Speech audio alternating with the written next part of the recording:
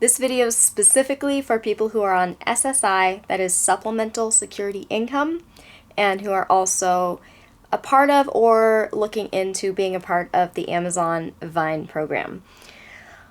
I started doing some research for you guys, which is, I never thought I would be typing in SSI into Google ever again. I was on SSI for many, many years, and it was a pretty traumatic experience for me. I actually intentionally resourced myself off because the strain on my mental health was significantly increasing my level of disability, and it took me many years to decide to get to that point. It was very scary. So for those who don't know, for those watching this who are just curious, SSI, Supplemental Security Income, is very, very different than SSDI. The confusing thing is that SSDI is for people with disabilities, and SSI is also for people with disabilities who are having trouble getting on SSDI. That's the gist of it. The thing about SSI is that SSI is designed to be a system of last resort. That means everything else has failed you. You have no other options to try. There is nothing more that can be done, and you are too poor to survive. Then that's what SSI is designed for. Unfortunately, SSI is very, very quick to decrease your benefits or kick you off of it if you start improving your life at all. And the really cruel thing about it, and this is cruel, I am going to call them out on this. Yes, I'm glad that it exists, but it is a cruel system because it is intentionally, on purpose, designed to be not enough to live off of. Okay? But if you find any way whatsoever to improve your life, then they start decreasing benefits accordingly. And this is a calculated, intentional thing, and so anyone living on SSI right now, I am so sorry that this is the way it is. That's not the way it should work, and I am mad about it. But currently you're on SSI, and you got the opportunity to be a part of the Amazon Vine program.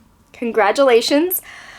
Here's what I would advise, okay? And I'm not a lawyer. I don't work for the Social Security Administration. This is just my understanding of how the program works and what I would do if I was in your shoes, based on both my experience being an SSI recipient in the past and also what I've just now been researching online to make sure I'm up to date on the current guidelines. Okay, so there's two super important things for you to know. One is not great, and the other one is hopefully a little bit of a relief for you. The first is that free food off of the Vine program, don't do it. It doesn't count as income according to the IRS, but this is the really super important thing. It does count as income to the Social Security Administration. Any free food or shelter, if it's not supplied by the government, then Social Security is going to count it as income. It's called in-kind support and maintenance, and it's a whole thing to get into, but for the purposes of the Vine program, just know that the free food is not free food. That is super, super crucial because a lot of people think that they are safe ordering the food, and it will be zero estimated tax value, but if the Social Security Administration catches wind of it and you are on SSI, they will immediately be wanting to know the retail value of that food, and they will be counting it as income. But here's the good news. Here's the other thing that's really important to know. The first $65 of earned income for the month does not affect your benefits, but you still have to report it, okay? That $65 can be in food or in products, and you can go over that if you want. The way they calculate it is whatever amount you are over that $65 threshold in a given month, they calculate 50% of that, and then they decrease next month's deposit by 50% of the amount that's over $65 that month. So let's say you order $75 worth of Amazon Vine products in a given month. Since you're $10 over that $65 threshold, then next month's deposit should be reduced by $5. So you can use this to calculate how much it's worth it to you to go over that $65 mark to see if you'll still be able to pay your bills next month.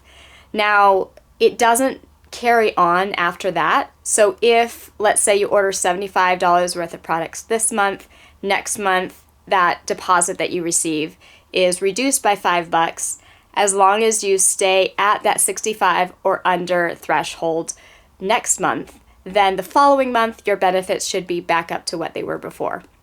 But you will need to report it. You'll want to let them know that this is a variable thing. You don't know how much you're going to make month to month, and they're going to set you up with a way to report the amount every single month so that they can adjust your SSI deposit accordingly. So I know reporting things to the Social Security Administration is very fraught, very stressful, and sometimes impossible. I mean, the stories I could tell you. There was, and I don't know if things have changed since I was on SSI, but back when I was on SSI, if I wanted to report a change, I would have to either spend the night outside the building so I'd be able to get in the next day, or I would call and call and call. None of my calls would be returned, and I would be leaving voicemails, right? Over and over and over again. None of them returned. And I would have to basically lie in a voicemail and say, hey, there was a change in my living situation. Ooh, they called me back the next day after weeks of not calling me back. And that's when I was able to report what I actually needed to report. So it's very scary when they are threatening you with jail time if you don't report things quickly enough to them, but then they make it very, very, very difficult to report anything. So I am the first person to understand that reporting anything to SSI is a nightmare in the best of circumstances. But if you're going to be doing Amazon Vine, if you're going to be receiving things from them, they are going to count it as income. They are going to count it as a job, and you have to report it. At least back when I was doing it, when my income was unpredictable like this, they would have me report it every month in an app, and you have to document it, screenshots, however you got to do it. Honestly, my deepest condolences to anyone who is currently reliant on SSI. I got on SSI because there was just no other option. And that's what the program's designed for, right? When you just have nothing else of a safety net to catch you. It's just that it's also a trap, because once the safety net has caught you, it will drop you the second that they decide you have enough. And that's not really an accurate portrayal of having enough to support yourself. I know when I was on SSI, after multiple bad experiences, I was just terrified. I was terrified to do anything different.